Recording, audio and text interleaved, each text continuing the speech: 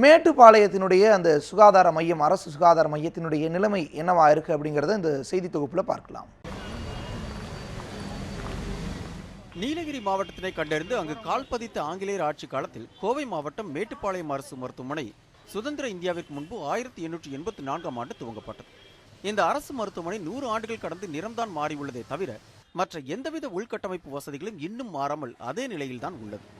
சர்வதேச சுற்றுலா தலமான ஊட்டியின் அடிவார பகுதியிலும் கிராமங்களையும் மலைவாழ் மக்களையும் உள்ளடக்கிய இந்த மருத்துவமனையில் நோயாளிகளுக்கான சிகிச்சை அளிக்கும் மருத்துவர்கள், மருத்துவ வசதிக்கு தேவையான உபகரணங்கள், உதவியாளர்கள் இல்லை, செவிலியர்களும் இல்லை என சமூக ஆர்வலர்கள் குற்றம் சாட்டுகின்றனர்.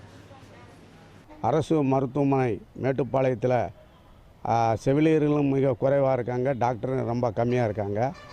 அதனால் போதிய சிகிச்சை அளிப்பதற்கு மக்கள் படாதபாடுபட்டுக்கிட்டு இருக்கிறான்.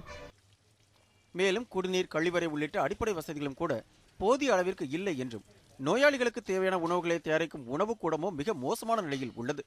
தூய்மை இந்தியா என பேசிக் கொண்டிருக்கும் இந்த நிலையில் சுகாதாரத்தை தேடி வரும் மக்களுக்கு இந்த மருத்துவமனையில் 18 பேர் இருக்க வேண்டிய துப்புரவு பணியாளர்கள் தற்போது ஒரே ஒரு பணியாளர் மட்டுமே உள்ளார் என்பது மிகவும் வேதனைக்குரிய செய்தியாக உள்ளது. ஏதாவது விபத்து ஏற்பட்டால் மேட்டுப்பாளைய பகுதிக்கு தான் அவசர விபத்துக்கு தலையில் காயம் எடுக்கிறதுக்கு இங்கே ஒன்று சேர்த்தணும். ஆனால் சிடி ஸ்கேன் வசதிக்காக பல்வேறு முறைகள் போராட்டம் பண்ணினாலுமே இது வரைக்கும் இங்கே சிடி ஸ்கேன் இல்லை. சிடி ஸ்கேனு அதே போல் அரசு முதலமைச்சரின் விரிவான மருத்துவ காப்பீட்டு திட்டம் மூலியமாக தனியார் மருத்துவமனையில் இருந்துச்சு. அதுவும் சமீப காலமாக கிட்டத்தட்ட ஓராண்டுகளுக்கு மேலாக இந்த சிடி ஸ்கேன் வசதியும் மேட்டுப்பாளைய பகுதியில் இல்லை. தற்போதைய சூழ்நிலையில் கர்ப்பிணி பெண்களுக்கு தேவையான ஸ்கேன் வசதி இல்லாததால் அரசு மருத்துவமனை மருத்துவர்களை வெளியில் சென்று பெண்களை ஸ்கேன் எடுக்க சொல்லி வருகின்றனர்.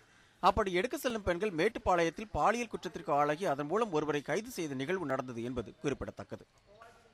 கர்ப்பிணி பெண்களுக்கு ஸ்கேனிங் சென்டர் எதுவும் கிடையாது, டாக்டர்கள் முறையான டாக்டர்கள் கிடையாது, வெளியில தான் எழுதி கொடுக்குறாங்க. ட்ரீட்மெண்ட்டும் சரியாக எடுக்கிறதில்ல, முறையான டாக்டர்ஸ் வேணும். அதே மாதிரி இரவு நேரங்களில் போனால் நாய்கள் தொந்தரவு, குடிகாரங்க தொந்தரவு அதிகமாக இருக்குது. பயமாக இருக்குது, ஆஸ்பத்திரிக்கு போகவே பயமாக இருக்குது. கழிவறையும் சுத்தமாக இல்லை, குடி தண்ணீரும் சுத்தமாக கிடையாது. போலீஸ் பாதுகாப்பு, வாட்ச்மேன் வேணும், கண்டிப்பாக வேணும். மருத்துவமனையில் ஆம்புலன்ஸ் நிறுத்துமிடம் மட்டுமே உள்ளது, ஆனால் ஆம்புலன்ஸ் இல்லை. மேலும் நீலகிரிக்கு செல்லும் சுற்றுலா பயணிகள் வழியில் ஏதேனும் விபத்துக்கள் ஏற்பட்டாலோ அல்லது நிலச்சரிவு காலங்களில் விபத்துக்கள் ஏற்படும் போது சிடிசி ஸ்கேன் வசதிகள் இல்லாதால் வெறும் அடிபட்ட இடத்தில் மட்டும் மருந்து கட்டு போட்டு கோவை அரசு மருத்துவமனைக்கு அனுப்பி வைக்கின்றனர். அப்படி செல்லும் நோயாளிகள் அங்கு சென்று சேர குறைந்தது 2 மணி நேரமாவது ஆவதால் வழியிலேயே உயிரிழப்பது என்பது தொடர்ந்து கொண்டுதான் இருக்கிறது. எங்களுக்கு பார்க்குறக்கு ஆள் இல்லைங்க. இந்த ரொம்ப இதுங்க பெரிய ஆஸ்பத்திரி வந்துங்க, மேட்டுப்பாளத்தை பெரிய ஆஸ்பத்திரி வந்துங்க. ஆனால் அதுக்கு தனப்பு டாக்டருங்க எங்களுக்கு வேணுங்க, பார்க்குறக்கு எங்களுக்கு இது இல்லைங்க. இங்கே வேஸ்ட்டுங்க இருக்கிறதுங்க, எங்களுக்கு கவனிக்கிறது இல்லைங்க. ஏழை மக்களுங்க பெரிய ஆஸ்பத்திரி சம்பளம் மட்டும்தான் வாங்கிட்டு பொறுப்பாக நடந்துக்கிறதுக்கு இது இல்லைங்க அவங்களுக்கு. ஆனால் நாங்கள் குழந்தையில குஞ்சு தூக்கிட்டு வந்தாலும் எது இருந்தாலும் நாங்கள் தூக்கிட்டு பெரிய ஆஸ்பத்திரி கோயம்புத்தூர் போங்காமன்னு அனுப்பிச்சி விட்டுறாங்க. ஆனால் பார்க்குறது இல்லை, எங்களுக்கு கவனிக்கிறது இல்லை. மருத்துவத்துறையில் பல்வேறு தொழில்நுட்ப மாற்றங்கள் நிகழ்ந்த போதிலும் தங்கள் மருத்துவமனையின் நிலைமை மட்டும் அதே நிலையில் இருப்பதாக பொதுமக்கள் வேதனையோடு தெரிவிக்கின்றனர். செந்தில், நியூஸ் 7 தமிழ், மேட்டுப்பாளையம்.